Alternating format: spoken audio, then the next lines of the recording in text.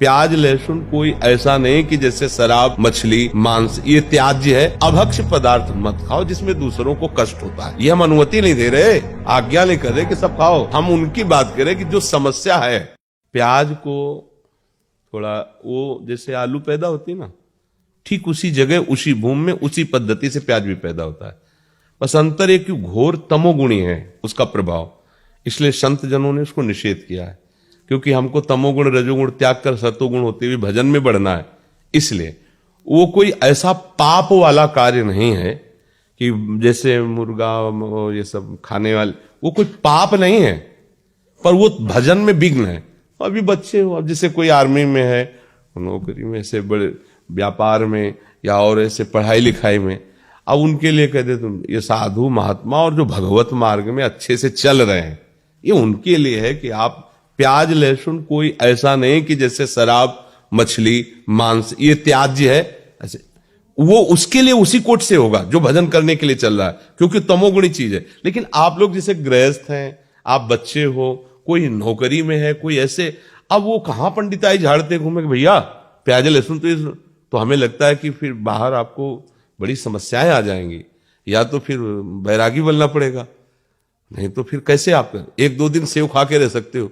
अब आपको अमेरिका जाना, यहां जाना, वहां जा, तो अभक्ष्य पदार्थ मत खाओ जिसमें दूसरों को कष्ट होता है। ये हम अनुमति नहीं दे रहे, आज्ञा नहीं कर रहे कि सब खाओ। हम उनकी बात करें कि जो समस्या है। अब जैसे कोई ये नौकरी पेशा में लगे, अब उनको जाना है इधर उधर टूर में, उनको कहां बताएं कि कैसे, तो ये कोई पाप नहीं है। एक होता है ना कि ये खाना पाप है, जैसे आप मांस खाओगे ये सब, ये पाप है। ये पाप नहीं, पर ये तमोगुण है, ये भजन का विरोधी भाव पैदा करेगा, इसलिए इसको मना किया जाता है। तो अभी तुम बच्चे हो, ना खाओ, अच्छा है, आदत मत बिगाड़ो, पर आप गए हो, सब पा रहे हो, तुम भूखे बैठे रहो, तो हमें लगता है कि अभी बच्चे हो, ये आपके लिए शायद है कि ऐसा ठीक ना रहे। ठीक है, क्योंकि अब मान लो 2 दिन के लिए गए, 3 दिन के लिए, अब सब पा रहे हो, तुम बैठे देख रहे हो, तो कैसे रह पाओगे। थोड़ा और सयाने हो जाओ, फिर ये निष्ठा बन जाए तो कभी मत पाना। एक दिन उपवास भी कर सकते हो, फलाद भी खा के रह सकते हो, पर वो देखो जिस मार्ग में चले उसमें थोड़ा सा समझ के चले। अब जैसे मान लो गृहस्थी में हो, अब परिवार के कई लोग प्याज लहसुन खाते हैं, अब आप वहां अपनी भक्ति का आरोप उनके ऊपर थोपोगे, नहीं बनेगा हमारे घर। हम नहीं कहते, भक्ति विरोध या झगड़ा नहीं करवाती। अपने घर में जो बनाने वाले हैं उनसे प्रार्थना कर दी कि आप सबके लिए जैसा बनाइए।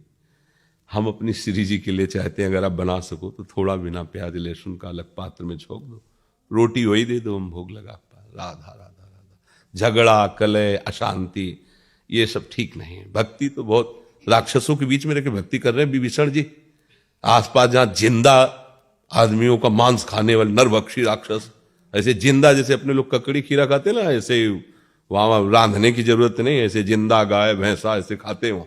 और एक एक नहीं कि एक भैंसे में हो गया, वो तो सो रहे थे। कुंभकर्ण जी अगर रोज जगे रहे तो सृष्टि खत्म कर दिया ऐसे खाने वाले, और उनके बीच में रह के भजन कहते हैं हमारे भजन का वातावरण ठीक नहीं है। देखो भजन का वातावरण अगर कुटिया से बाहर विभीषण निकले तो बताओ आसुरी प्रवृत्ति का बोल वाला है लंका में, केवल आसुरी प्रवृत्ति का, लेकिन वहां रह करके राम भक्ति ऐसी कर रहे हैं, भगवान कह रहे तुम सरीखे संत प्रिय मोरे।